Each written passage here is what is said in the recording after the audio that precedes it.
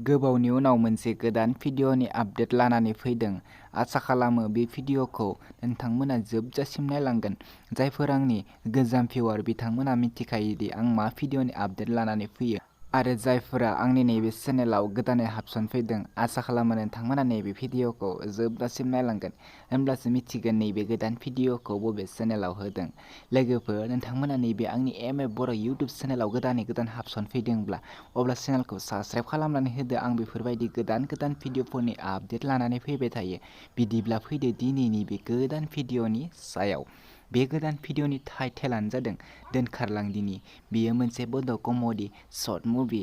दासिमहालागै नैबे गोदान बड' कमेडि शर्ट फिल्मखौ फुलि नायाखै अब्ला नैबे भिडिअनि जोबनायाव नायनानै लानो हागोन।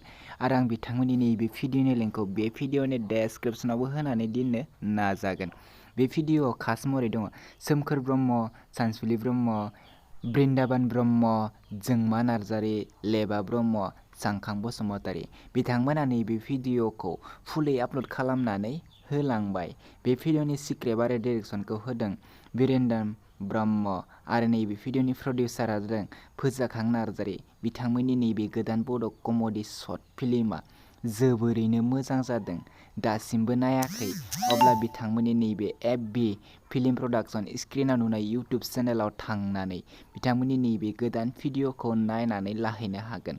बे भिडिअनि केमेरा आरो एडिटिंआनो जादों नयन मुसाहारि। लोगोफोर, नोंथांमोना बिथांमोननि नैबे भिडिअखौ नायनानै चेनेलखौ साबस्क्राइब खालामनानै होदो आरो भिडिअखौबो लाइक, शेयार, कमेन्ट खालामनानै होदो। बेफोरबायदिनो गोदान भिडिअफोरखौ थाब लानानै फैनो हानाय बायदि चेनेलखौ शेयार खालामनानै होदो आरो भिडिअखौबो शेयार खालामनानै होदो।